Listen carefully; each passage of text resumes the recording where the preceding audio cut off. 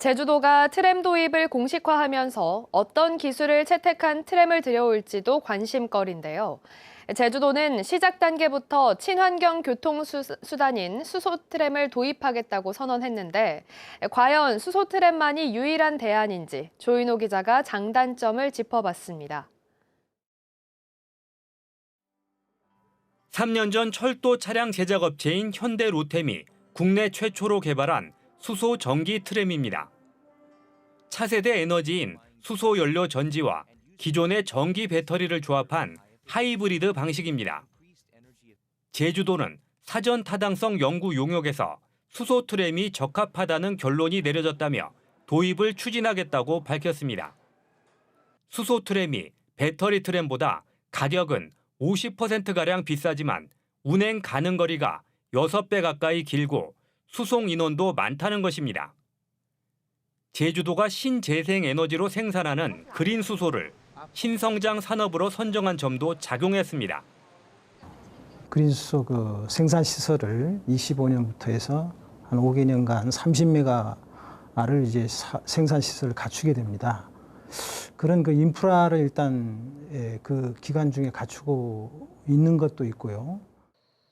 문제는 이 같은 수소 트램을 실제로 운행해 본 사례가 우리나라는 물론 세계적으로도 전혀 없다는 것입니다. 아직까지 수소 생산이 초기 단계여서 수소 가격과 충전소 설치 비용이 비싸고 기술적으로도 완전히 검증되지 않았기 때문입니다. 이 때문에 우리나라에서 처음으로 지난 4월 착공된 서울의 위례 신도시 트램은 배터리 방식을 채택했습니다. 대전시는 국내외 15개 업체가 제안한 수소와 배터리 등 다양한 기술 방식을 입찰에 붙여 선택하기로 했습니다.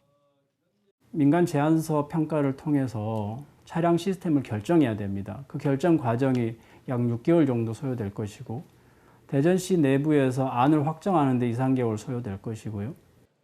전국적으로 트램 도입을 검토 중인 20여 개 지자체에서도 기술 방식에 대한 선호가 엇갈리고 있는 점도 트램 도입 논의를 시작한 제주도가 참고할 필요가 있습니다.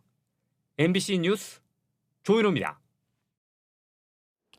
최근 교원 활동 보호에 대한 관심이 높은 가운데 제주도의회 상임위에서도 이 문제가 쟁점이 됐습니다. 제주도 교육청이 교권 문제 등 갈등 사안 해결을 위한 정책 연구를 진행하고서도 결과를 반영하지 않았다는 질책이 쏟아졌습니다. 홍수현 기자입니다. 지난 4일 서울 서희초 교사 49제에 맞춰 전국에서 열린 공교육 멈춤의 날 집회. 제주에서도 교사 등 2천여 명이 참석해 추모하고 교권 보호를 촉구했습니다. 이 사안은 제주도의회 교육위원 회의에서도 도마에 올랐습니다. 제주도 교육청이 교원 활동 보호를 위한 대책을 내놓았지만 다른 지방 교육청들이 내놓은 방안을 짜깁기 하는 수준에 그쳤다는 지적이 이어졌습니다. 특히 제주도 교육청이 정책 연구를 진행해 전담 기구가 필요하다는 결과를 받고서도 정책에 반영하지 않았다는 질책이 나왔습니다.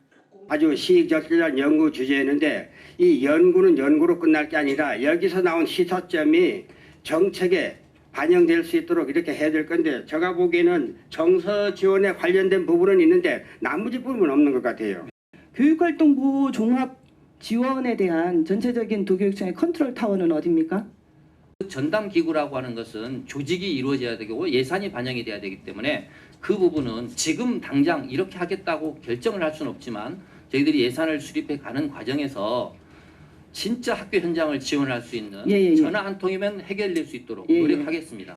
최근 논란이 불거진 도내 모 고교 교장의 갑질과 성희롱 사건의 교육청 조치가 미온적이라는 지적에 대한 해명 요구도 나왔습니다.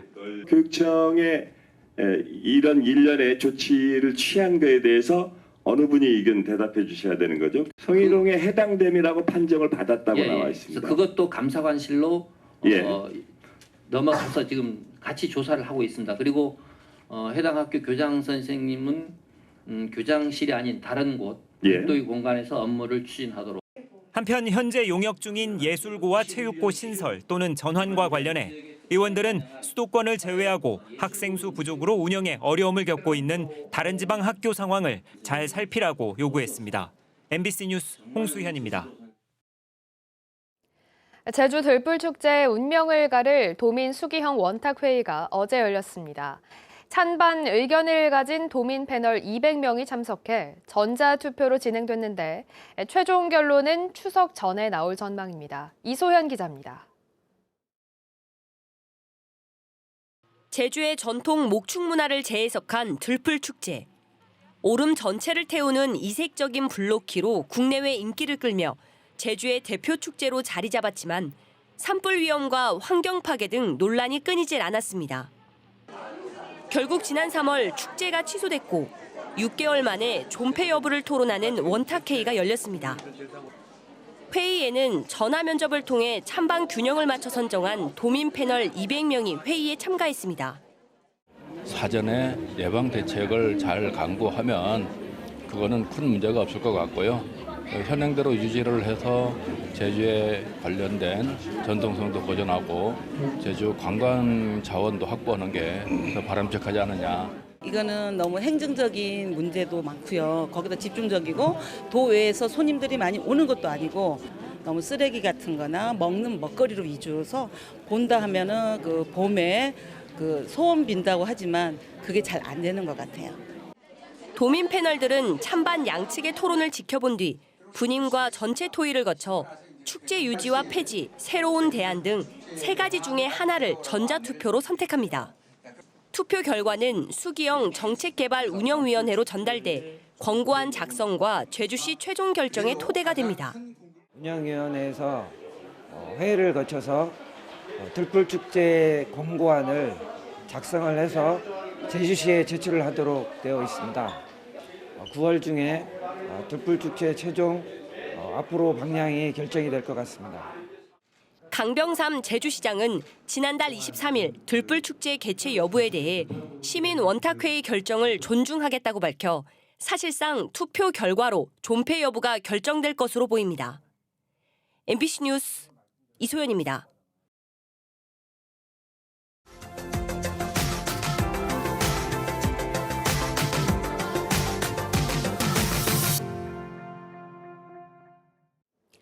경북 고령 지산동 고분군을 포함한 전국의 7개 지역 가야 고분군이 세계문화유산 등재를 눈앞에 두고 있습니다.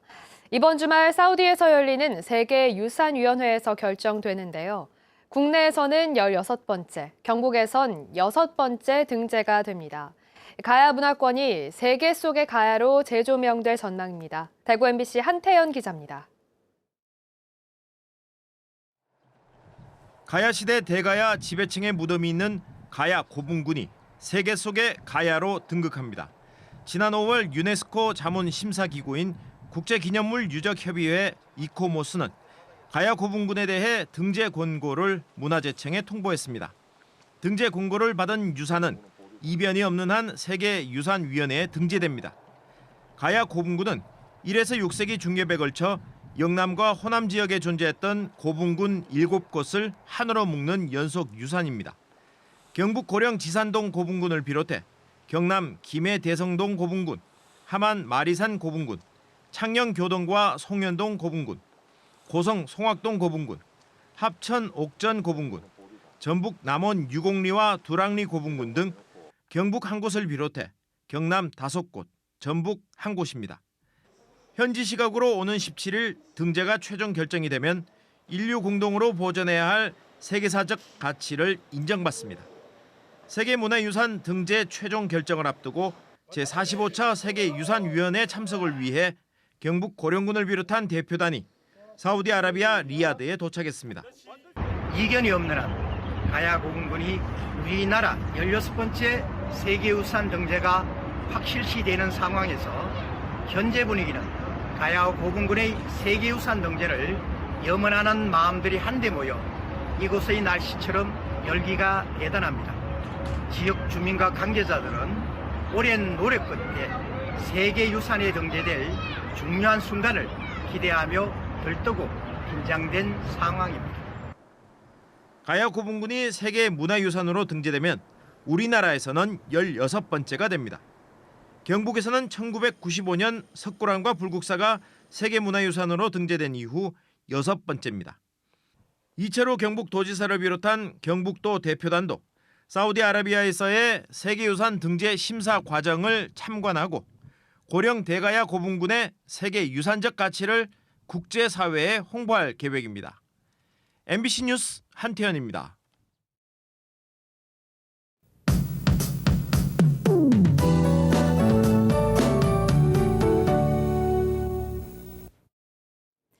하루 만에 하늘 표정이 달라졌습니다. 오늘 흐리고 가을비가 내리겠는데요. 서해상에서 발달한 비구름대가 곧 제주도로 다가오겠습니다. 제주에서는 오전에 한라산 남쪽 지역부터 비가 오기 시작하겠고요. 비는 금요일 아침까지 이어지는 곳이 있겠습니다. 비가 오면서 바람도 강하게 불 텐데요. 오늘 오후에 남부를 제외한 제주 전역에 강풍특보가 발효되겠습니다. 안전사고에 유의하셔야겠습니다. 예상 강우량을 보시면 지역별로 강수량의 차이가 크겠습니다. 북동부 해안 지역은 오늘 늦은 오후까지 비가 소강 상태를 보이면서 조금 내리겠고요. 그 밖에 대부분 지역에서는 30에서 100mm, 제주 산지는 150mm 이상의 많은 비가 예상됩니다. 특히 오늘 밤부터 내일 새벽 사이에 남부 중산간과 산지를 중심으로는 벼락을 동반해서 시간당 30에서 50mm로 비가 강하게 오는 곳이 있겠습니다. 오늘 우산 챙기고 교통 안전에 유의하시기 바랍니다. 자세한 지역별 기온 보시면 아침 현재 기온 24도 안팎으로 시작하고 있고요. 산간 지역 19도 보이고 있습니다. 낮 최고 기온은 고온다습한 남풍의 영향을 받고 있어서 오늘 크게 오르겠습니다. 북부 지역이 낮에 30도까지 오르겠고요. 동부 지역 29도, 남부 지역 28도 예상됩니다. 산간 지역은 23도 안팎에 그치겠습니다. 바다의 물결도 차차 높아질 텐데요. 물결이 3.5에서 4m까지 일면서 오늘 밤에 제주 전 해상에 풍랑특보가 발효되겠습니다. 금요일에 비구름이 지난 뒤에는 북쪽 찬 공기의 영향을 받으면서 예년 이맘때 기온으로 내려가겠는데요. 이번 주말에는 선선한 가을 날씨를 보이겠습니다. 이상 정보였습니다. 독감 인플루엔자 유행주의보가 발령된 가운데 오늘부터 무료 예방접종이 실시됩니다. 접종 기간은 내년 4월 말까지며 대상은 13세 이하 어린이와 임신부, 60세 이상 어르신 등 25만여 명입니다. 접종은 나이에 따라 날짜별로 이뤄지며 주소지 관계없이 동네 병의원과 보건소 등에서 가능합니다. 추석 연휴 기간의 안전사고 예방을 위해 재난안전관리 종합대책이 추진됩니다. 이에 따라 제주도는 오는 28일부터 24시간 재난안전상황실을 운영하고 CCTV 화상 순찰과 교통사고 예방 활동을 강화하기로 했습니다.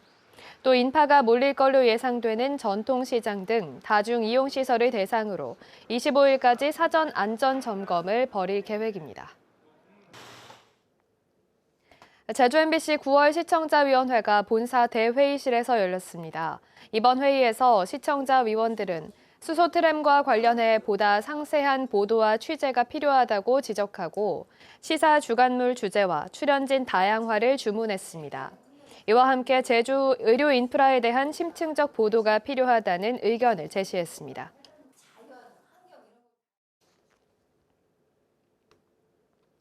제주도가 내년 재해 예방 사업에 필요한 국비 300억 원을 확보했습니다.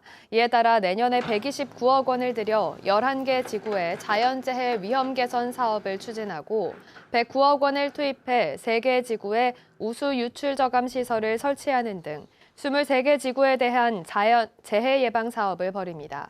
특히 지난해 태풍과 집중호우로 침수 피해가 컸던 서귀포시 대정읍의 2곳이 신규 사업지구로 선정돼 우수관로와 저류시설 설치 사업이 추진됩니다. 서귀포 의료원장의 박현수 전 서귀포 의료원장이 재임명됐습니다. 원장 공개 모집에는 2명이 응모했는데 서류와 면접 심사를 거쳐 오영훈 지사가 재임명을 결정했습니다. 박현수 원장은 올해 63세로 서울 영동고와 한양대 의대를 졸업했고 지난 2020년부터 3년 동안 서귀포 의료원장을 지냈으며 임기는 2026년 9월까지 3년입니다.